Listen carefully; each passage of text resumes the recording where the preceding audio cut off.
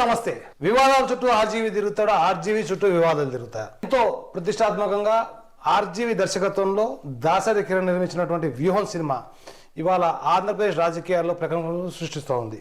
అయితే దీని మీద తెలుగుదేశం పార్టీ శ్రేణులు కోర్టు మెట్లు ఎక్కడం, అదే రకంగా ఆర్జీవి ఆఫీస్ ముందర తెలుగు యువత నాయకులు వెళ్ళి ఆయన దిష్టిబొమ్మ దహనం చేయడమే కాకుండా శవయాత్ర చేయడం, మరి ఇంకో పక్కన చూస్తే వారి నాయకులు హైదరాబాద్లో పోలీస్ కమిషనర్ని కలిసి ఆర్జీవి మీద కంప్లైంట్ పెట్టడం అనేది గత 3-4 రోజుల్లో చూస్తున్నాను. సో దీని మీద చర్చించడానికి ఇవాళ మన స్టూడియోకి వచ్చారు అవినాష్ చౌదరి ధూళిపాల. నమస్తే అండి. నమస్తే. సో రామ్ గోపాల్ నిర్మించినటువంటి వ్యూహం సినిమా మీద ఇన్ని వివాదాలు ఎందుకు వస్తూ ఉన్నాయి? మీ పార్టీ నాయకులు కానివ్వండి, శ్రేణులు కానీ కోర్టు మెట్లు ఎక్కడం లేదా కంప్లైంట్లు ఇవ్వడం, ఆయన ఆఫీస్ ముందర ఏదైతే ధర్నాలు చేస్తూ ఉన్నారో, దిష్టిబొమ్మలు తగలుతూ ఉన్నారో, అంటే దేని గురించి అంటారు? మీరు గతంలో కూడా చూసుకున్నట్టయితే ఆర్జీవి ఇలానే తన కుక్క బుద్ధి పోనించుకోకుండా ప్రతిసారి కూడా ఏదో ఒక విధంగా ఎలాంటి కంటెంట్ అనేది క్రియేట్ చేసి జనాల మీదకి వదిలేసి వాళ్ళని ఇన్ఫ్లుయెన్స్ చేయడానికి ట్రై చేస్తూ ఉన్నాడు. ఇంతకుముందు ఎట్లా ఉండిందంటే ఎలక్షన్కి ముందు తనే ఒక సినిమా చేసి ఆంధ్రప్రదేశ్ పొలిటికల్ పిక్చర్ని అంతా చూపిద్దామనే పరంగా ట్రై చేస్తున్నాను అని చెప్పి తీశాడు. ఒక ఇండైరెక్ట్ ఫండింగ్ అనేది నడిచింది. ఇప్పుడు ఓపెన్ అయిపోయారు వాళ్ళు కూడా, వాళ్ళ మంత్రులు వాళ్ళే వచ్చి ప్రమోషన్లు ఇచ్చి మరి పక్కన అవతల పార్టీ వాళ్ళని కానీ లేకపోతే ప్రతిపక్ష నేతలను కానీ తిట్టించే విధంగా, లేకపోతే వాళ్ళని తక్కువ చేసి చూపించే విధంగా, లేకపోతే ఉన్నది లేనట్టు లేనిది ఉన్నట్టు చూపించే విధంగా ప్రయత్నిస్తున్న దానికి వీళ్ళే ఒక బ్రాండ్ అంబాసిడర్ లాగా వీళ్ళే మైకులు పట్టుకొని స్టేజ్ల మీద దాన్ని ప్రమోట్ చేసే స్టేజ్కి వచ్చారంటే ఇదంతా ఒక కాన్స్పిరసీ, వాళ్ళే ఫండ్ చేస్తున్న కాన్స్పిరసీ అని జనాలందరికీ కూడా అర్థమవుతుంది. తన బుద్ధి, ఆర్జీవి బుద్ధి అనేది ఎలా ఉంటుందో అందరికీ కూడా తెలిసిందే. ఒక ఆర్టిస్టిక్ వ్యూ ఉన్న దర్శకులు ఎవరైనా కానీ తన ఆర్ట్ని జనాలకు ఉపయోగపడేలాగా వాడాలనుకునే ఉంటారు. కానీ ఇతను మొదటి నుంచి కూడా నేను ఇంతే అని అదొక స్టైల్ లాగా, అదొక ధోరణి లాగా, తను ఏం చేసినా కానీ జనాలు యాక్సెప్ట్ చేస్తారనే ఒక మానసిక రుగ్మతతో బాధపడుతూ ఉన్నాడు ఆర్జీవి. కాబట్టి ఇప్పుడు సపోజ్ మనందరం జనాలందరం నార్మల్గా నడుచుకుంటూ వెళ్తుంటే, జనాలందరూ నార్మల్గా నడుచుకుంటూ వెళ్తూ ఉన్నప్పుడు ఒకడు బట్టలు ఇప్పుకోనో పిచ్చోడ్లానో తిరుగుతున్నాడు అనుకోండి, అందరూ వాడిని చూస్తారు కదా. ఈ పిచ్చోడిని కూడా అందుకే చూస్తారు, అందుకే కాంట్రవర్సీలు అవుతాయి. అంటే గతంలో చూసుకుంటే కనుక లక్ష్మీస్ ఎన్టీఆర్ 2018 ఎలక్షన్స్ టైంలో కూడా లక్ష్మీస్ ఎన్టీఆర్ అనే ఒక సినిమా తీయడం, అది కూడా వివాదాలకి అంటే బాగా వివాదాస్పదం అవడం, దాన్ని మరి మీ పార్టీస్ని ఆ రోజు కూడా ఖండించడం, దాని మీద నిరసన వ్యక్తం చేయడం జరిగింది. సో మళ్ళీ ఇవాళ చూస్తే కనుక వ్యూహం అనే సినిమాతో ఆయన ముందరకు వస్తూ ఉన్నాడు. సరే, ఒక సినిమాలో చూడాలి, కానీ అలా కాకుండా మీ ప్రాక్టీస్ ఎందుకంటే దాన్ని పర్సనల్గా ఎందుకు తీసుకుంటా ఉన్నారు? ఆయన టార్గెట్ చేస్తూ ఆయన మీద, లేకపోతే ఆయన ఆఫీస్ ముందర వెళ్ళి నిరసన వ్యక్తం చేయడం కానీ, లేదా కోర్టు మెట్లు ఎక్కడం కానివ్వండి, దేనికి అంత అసలు? సినిమాని సినిమాలాగా చూడాలి అనే పదం ఏదైతే ఉందో అది అబ్సల్యూట్లీ రైటే అండి. కానీ ఆ సినిమా దేనికి దారి తీస్తుంది? ఆ సినిమా పక్కన వాళ్ళందరినీ ఇబ్బంది పెట్టి ఒక డెమోక్రసీలో పొజిషన్లో ఉన్న వాళ్ళకి ఎంత పవర్ అయితే ఉంటుందో అపోజిషన్లో ఉన్న వాళ్ళకి కూడా అంతే పవర్ ఉంటుంది. మహా అయితే ఒక పర్సంటేజ్ ఆఫ్ ఓట్స్ వీళ్ళకి తగ్గినాయి కాబట్టి వీళ్ళు అధికారంలో ఉండరు. కానీ అలా అని చెప్పి వీళ్ళకి జనాదరణ లేదు అని అనుకుంటే మాత్రం అది మూర్ఖత్వమే. అంత జనాదరణ ఉన్న నేతలని, లేకపోతే అంత జనాదరణ ఉన్న నాయకులని ఒక నాయకుడి మెప్పు కోసమో, లేకపోతే ఒకరికి సహాయపడటం కోసమో ఇంకొకరిని తక్కువ చేసి, ఇంకొకరిని అసలు చులకన చేసి లేనివి ఉన్నట్టు చూపించడం అనేది కరెక్ట్ కాదు. సినిమాలాగా చూడాలనుకుంటే మరి ఇప్పుడు సినిమాలో మనకు నచ్చినవి ఏవైనా తీసుకోవచ్చు. ఇప్పుడు సపోజ్ అట్లా అంటే మరి ఆంధ్రప్రదేశ్ రాష్ట్రంలో హూ కిల్డ్ బాబాయ్ అనేది పెద్ద కాంట్రవర్సీ, పెద్ద అసలు ఎట్లా అంటే అందరికీ తెలిసి అయినా అందరూ సమాధానం వెతుక్కునే ఒక అంశం అది. మరి ఇప్పుడు మనం కూడా ఒక సినిమా తీసి ఎవరు చంపారు, ఎలా చంపారు నీట్గా మనం ఒక పిక్చరైజేషన్ చేసి తర్వాత సినిమాలా చూడండి, నిజ జీవితంతో దీనికి సంబంధం లేదు అని చెప్పామనుకోండి, వాళ్ళు ఎవరైనా నమ్ముతారా? వాళ్ళు ఎవరైనా ఒప్పుకుంటారా? వాళ్ళు దానికి హర్షిస్తారా? అంటే ఇప్పుడు సినిమా సెన్సార్ పూర్తి చేసుకుంది. మీ పార్టీ జాతీయ ప్రధాన కార్యదర్శి అయినటువంటి నారా లోకేష్ గారు హైకోర్టు మెట్లతో తట్టడం, గడప ఎక్కడం, హైకోర్టులో స్టే రాకపోవడం, ఇవన్నీ చూస్తా ఉన్నాం. అంటే అటు సెన్సార్ వాళ్ళు ఎటువంటి అభ్యంతరం వ్యక్తపరచలేదు, ఇటు హైకోర్టులో కూడా దాని మీద ఎటువంటి ఇది అంటే అభ్యంతరకరంగా ఏం లేదు అని చెప్పి వాళ్ళు భావించారు కాబట్టి దాన్ని స్టే ఇవ్వలేదు చెప్పి అనుకోవచ్చా? సెన్సార్ వాళ్ళు ఏం చూస్తారు? అందులో మీరు పరుషమైన పదజాలాలు వాడటం కానీ, లేకపోతే ఓవర్ వైలెన్స్ కానీ, లేకపోతే ఇంకా చెప్పాలంటే కనుక అతను రెగ్యులర్గా తీసుకునే బూత్ బొమ్మలు ఉంటాయి కదా, ఏదైతే బయట వదలకుండా యూట్యూబ్లో వదులుతుంటాడో బూత్ బొమ్మలు, అలాంటివి ఏమైనా ఉంటాయో లేదా అనేది చెప్పి చూస్తారు సెన్సార్ వాళ్ళు. దానికి ఏ సర్టిఫై చేయాలా లేకపోతే యూ సర్టిఫై చేయాలా అనే దాని మీద చూస్తారు వాళ్ళు.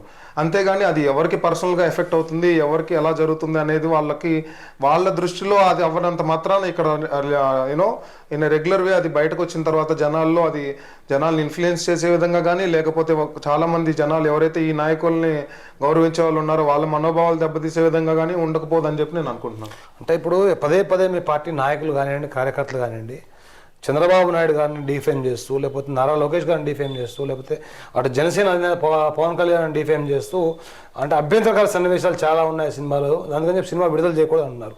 సో ఆ సినిమా రిలీజే కాలేదు, ఇంకా సినిమా మీరు చూడకుండా, అంటే ఆ ఒక కంక్లూషన్కి ఏ రకంగా వస్తున్నారు అసలు మీరు? ఇప్పుడు ఎలా ఉందంటే అండి, ఇంతకుముందు ఒక సామెత ఉండేది ఇంగ్లీష్లో కూడా, when you are good at something don't do it for free అని. సో అతను సినిమాలు తీస్తూ డైరెక్షన్లో హీ గాట్ సమ్ స్కిల్ కాబట్టి he don't wanted to do it for free. వాళ్ళు డబ్బులు ఇస్తున్నారు కాబట్టి వాళ్ళ కోసం వాళ్ళ కాలంలో వాళ్ళు అంటే ఎవరు అనేది ఇప్పుడు రాష్ట్రం మొత్తం తెలిసిన విషయమే. మొన్న మైకులు పట్టుకొని మాట్లాడిన వాళ్ళు ఎవరు? మొన్న స్టేజ్ మీద మైకులు పట్టుకొని సినిమాని ప్రమోట్ చేసిన వాళ్ళు ఎవరు?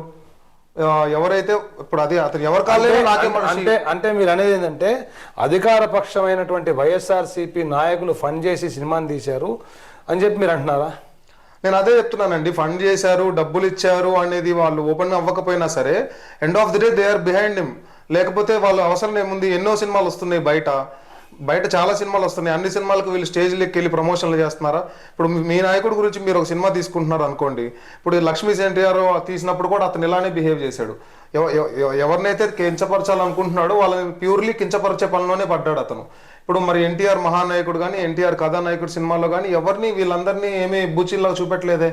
వీళ్ళు చేసిన ఆకృత్యాలు, వీళ్ళు ఆ రోజుల్లో చేసిన ఫ్యూడలిస్టిక్ విషయాలు అవన్నీ అతను ఎన్టీఆర్ గారు గొప్పతనం చూపించారు కానీ వీళ్ళందరూ కీచకబూతి అందులో చూపించలేదే. అలా చూపించుకుంటూ పర్సనల్ లెవెల్లో టార్నిష్ చేస్తూ, లేకపోతే పర్సనల్ లెవెల్లో వాళ్ళని డిఫేమ్ చేసుకుంటూ సినిమాలు తీయాలనుకుంటే ఇంకా సినిమాలన్నీ అవే వస్తాయి బయటికి.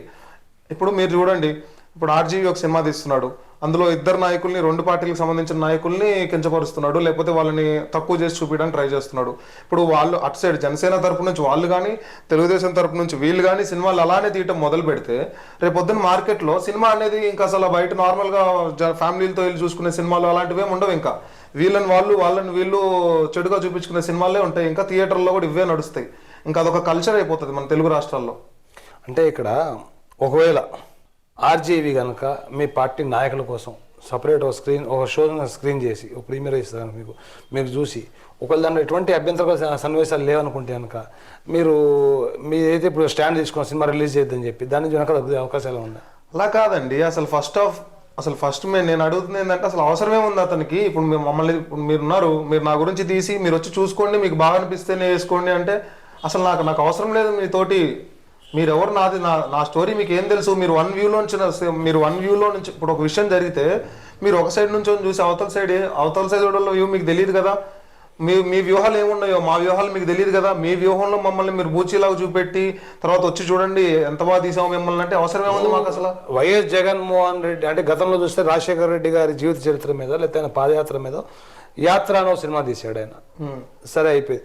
ఇవాళ వ్యూహం అనేది జగన్మోహన్ రెడ్డి గారి అంటే రాజశేఖర రెడ్డి గారి తర్వాత జగన్మోహన్ రెడ్డి గారు జీవితం గురించి అంటే రాజకీయంగా కానివ్వండి, అయితే వ్యక్తిగతంగా ఆయన పడ్డ ఇబ్బందులు కానివ్వండి మీరు అంటే చూపించుకుంటూ ఓ సినిమా తీసాయని చెప్పి ఆయన అంటున్నాడు. ఇప్పుడు ఒక బయోపిక్ అంటే మీకు ఎందుకు అంత అభ్యంతరం అని చెప్పి? అదే అండి, ఇప్పుడు ఒక బయోపిక్ అంటే లేకపోతే ఒకరు ఎవరిదైనా లివింగ్ రోల్ మోడల్ అనుకుందాం, లేకపోతే లివింగ్ లీడర్ అనుకుందాం, స్పోర్ట్స్ మ్యాన్ అనుకుందాం, ఎవరిదైనా ఒక స్టోరీ తీస్తున్నప్పుడు అది వాళ్ళ మనస్తత్వాన్ని, వాళ్ళ ఐడియాలజీని పోర్ట్రే చేస్తుంది.